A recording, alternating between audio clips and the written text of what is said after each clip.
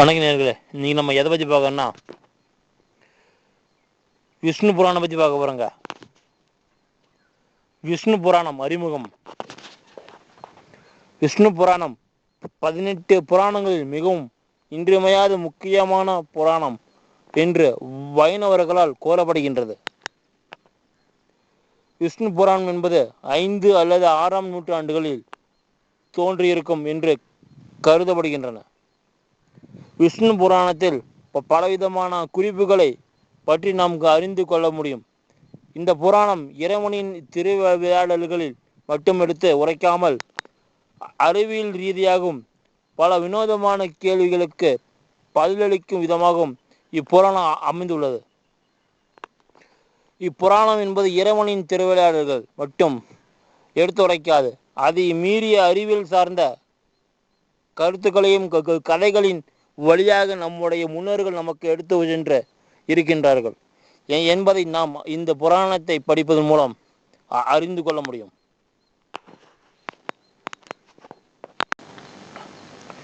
விஷ்ணு புராணத்தில் பரத கண்டத்தின், அதாவது இந்தியாவில் நாகரிகம் எவ்விதத்தில் இருந்தது என்றும் இந்தியாவில் பின்பற்றப்படுகின்றன பண்பாடுகள் யாவற்றிற்கும் கருவூலமாக இந்த புராணம் இருக்கின்றது என்று கூறுவதில் எவ்வித ஐயமும் இல்லை. 18 புராணங்களில் விஷ்ணு புராணம் என்பது 3வது புராணமாக கூறப்படுகின்றது. இந்த புராணத்தில் மொத்தம் 23,000 ஸ்லோகங்கள் இருக்கின்றன. இன்றைய நிலையில் கிடைக்கின்ற விஷ்ணு புராணம் அல்லது 6,000 பாடல்களை கொண்டதாகும். விஷ்ணு புராணம் 6 பெரும் பகுதிகளாக பிரிக்கப்பட்டு இருக்கின்றன. இதில் 128 அதிகாரங்கள் உள்ளன. விஷ்ணு புராணத்தில் ஒரு 4ஆம் அத்தியாயம் மட்டுமே உரைநடையில் எழுதப்பட்டு இருக்கின்றது. ஒரு விஷ்ணு புராணம் என்பது இந்தியாவில் இருக்கக்கூடிய பழங்கால மன்னர்களின் ஒவ்வொரு வம்சாவளிகளான வரலாற்று குறிப்புகளை குறிப்பிடும் பகுதியாக உள்ளது. ஒவ்வொரு புராணமும் அறிவியலிலும் ஞானத்திலும் சிறந்த முனிவர்களாலும் ரிஷிகளாலும் அவர்களுடைய சீடர்களுக்கு எடுத்துரைக்கும் வகையில் வடிவமைக்கப்பட்டிருக்கும். இந்த புராணம் அதே வகையில் வடிவமைக்கப்பட்டிருக்கிறது. அதாவது பராசர முனிவர் மூலமாக இந்த புராணம் நமக்கு கிடைச்சிருக்கின்றது. இதில் கேள்வி கேட்கக்கூடிய நபராக இருப்பவர் அவருடைய சீடரான முனிவர் என்பவர் ஆவர். இவர்களின் இருவருக்கும் இடையே நிகழ்ந்தது உரையாடல்கள் பலவற்றின் மூலம் இந்த புராணம் பலவித நுண்ணிய உட்பொருள் நிறைந்த கருத்துக்களை சுமந்து இருக்கக்கூடிய பல நூற்றாண்டுகளாக பாதுகாக்கப்பட்டு இன்றளவும் நமக்காக காலத்திற்கும் ஏற்ப வடிவமைக்கப்பட்டிருக்கும் பட்டை தீட்டப்பட்ட வைரம் போன்ற கருத்துக்களை உடையதாகும். தங்கத்தை காட்டிலும் விலை உயர்ந்த வைரத்தை பற்றி அனைவரும் அறிந்து கொள்ள ஆவல் இருப்பது போல வைரத்திற்கும் இணையாக இருக்கக்கூடிய கருத்துக்களையும் அறிந்து கொள்ள இருக்கின்றோம். பிரஜைகளின் தோற்றம். படைப்பின் தொடக்கத்தில் தோன்றிய சூக்கம பூதங்கள் ஒன்றோடு ஒன்று சேர்க்கை நடைபெறாமல் இருந்ததால் செயல்பாடுகள் நிறைந்த உலகிற்கு தகுந்த ஸ்தூல பொருள்கள் சடப்பொருள்கள் தோற்றுவிக்கும் திறமையுற்று விளங்கியது. சக்திகள் நிறைந்த பல திசைகளில் நிறைந்து இருக்கக்கூடிய ஐம்பூதங்களும் சிவபெருமானின் அருளால் ஒன்றோடு ஒன்று கலந்து ஐக்கியமாயின. இதன் விளைவாக, அதாவது பூதங்களின் இணைவின் காரணமாக சுக்கம பூதங்கள் சட வடிவ பஞ்ச பூதங்களாக வெளிப்படும் தன்மையை பெற்று செயலாற்றும் தகுதியை பெறுகின்றன.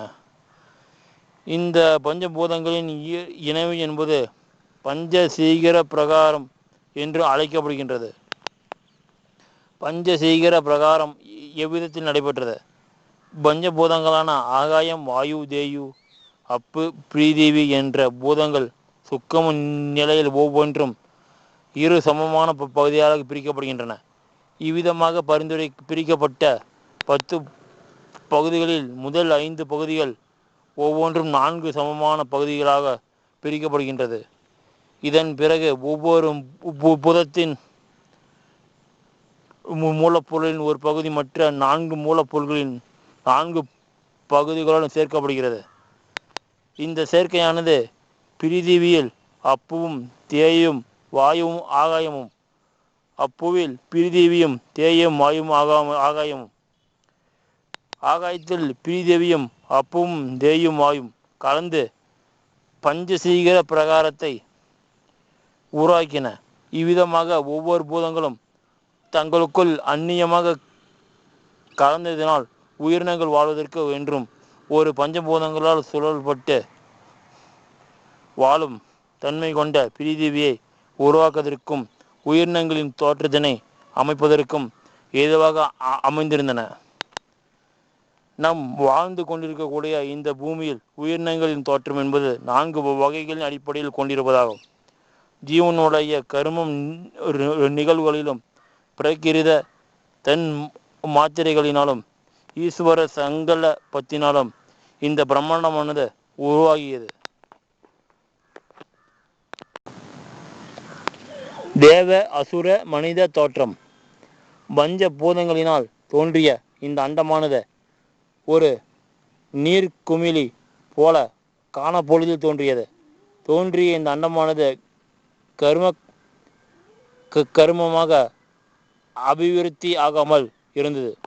இவ்விதமாக பிரகிருதியினாலே உண்டான அதிவிசாலமான பிரம்மாண்டமான பிரகிருதி சரீரகான ஸ்ரீ விஷ்ணு பகவானின் லீலா தானமயமாக ஜலத்திலேயே மிதந்த கொண்டிருந்தது.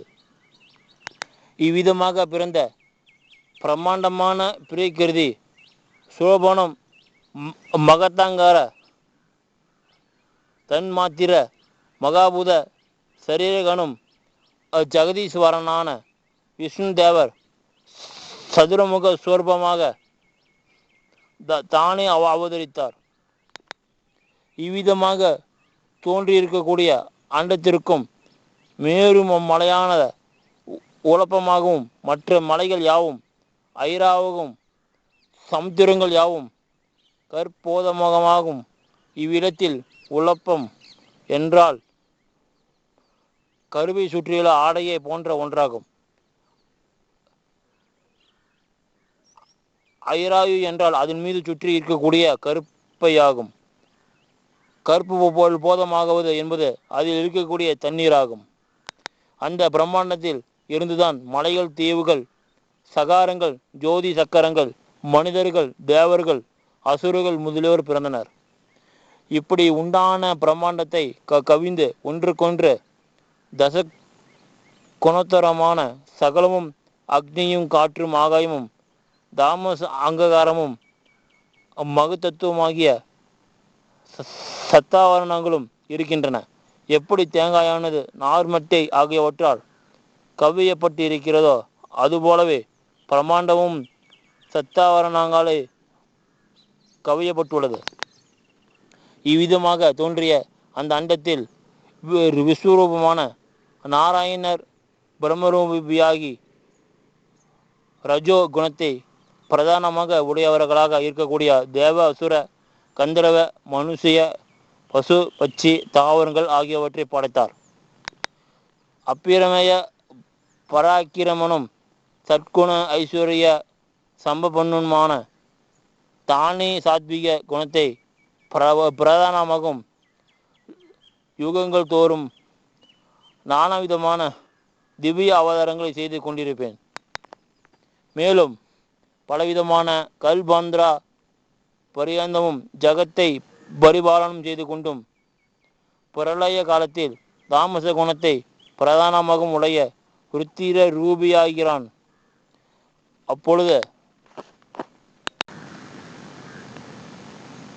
அதிபயங்கரமாய் சராசரங்களான உலகில் தோன்றி இருக்கக்கூடிய மற்றும் உலக தோன்றுவதற்கு காரணமாக இருக்கக்கூடிய அகில பூதங்களையும் விழுங்கி மூலகங்களையும் ஏகாரணமாக செய்து லக்ஷ பணாமண்டல மண்டித்தனான ஆதிசேஷனாகிய படுக்கையில் சயனித்து கொண்டு பிறகு பிரளயாந்தில் திரும்பவும் எழுந்திருந்து படைத்தருளவான்.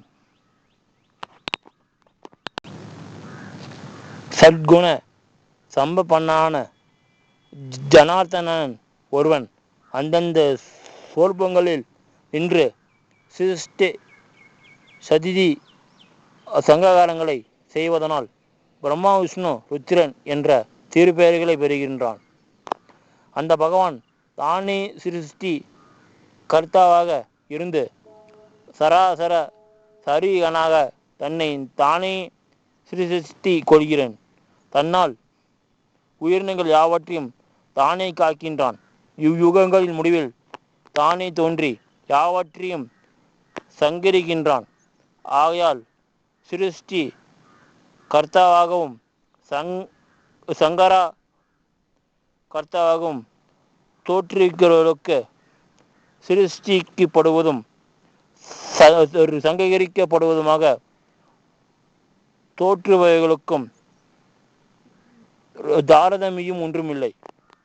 ஏனெனில் பிருத்திவி, அப்பு, தேயு, வாயு ஆகாயங்களும் இந்திரியங்களும் மனமும் சகல சௌபாகியங்கள் நிறைந்து இருக்கக்கூடிய இந்த பிரபஞ்சங்களும் அந்த ஸ்ரீமத் நாராயணயம் இந்த பிரபஞ்சம் முழுவதும் நாராயணின் அடக்கம் என்றும் கூறுவது காரணம் யாதெனில் சகல பூதங்களுக்கும் ஆன்மாவாகவும் எல்லாவற்றையும் தனக்கு சரீரமாக உடையவனாயால் உடலில் தோன்றி இருக்கக்கூடிய கை கால் முதலியனவற்றின் செய்கையானது சரீரமான ஆன்மாவுக்கும் உபகாரமாக இருப்பது போல பிரம்மாதிகள் செய்கின்ற சிருஷ்டி முதலியவை யாவும் அவனுக்கு உதவியாக இருக்கும். யாம் கூறியவை உனக்கு இன்னும் புரியவில்லை என்றால் உமக்கு புரியும் விதத்தில் மிகவும் எளிமையாகவும் கூறுகின்றேன், கேட்பாயாக. அதாவது சேதனங்களான சகல பிரபஞ்சங்களும் சரீரம் ஆயிருப்பதான சோர்வுமுடையவனாக யாழே பிரமாதி ரூபங்களில் படைப்பவன் அவன், படைக்கப்படுபவனும் அவன், காப்பவன் அவன், காக்கப்படுபவனும் அவன், சங்கிரிக்கிறவன் அவன், சங்கரிக்கப்படுகிறவனும் அவனே. ஆனால் தான் சர்வ சக்தானாக இருக்கும்போது பிரமாதிகளை இடையில் வைப்பது எண்ணினில் அவர்களுக்கு அப்படி செய்யும்படி அவனே ஒரு வரம் கொடுத்திருக்கிறான். ஆகையால் தான் அந்த ஸ்ரீ மகாவிஷ்ணுவே சகல விதத்திலும் உபாசிக்கத்தவராக இருக்கிறார்.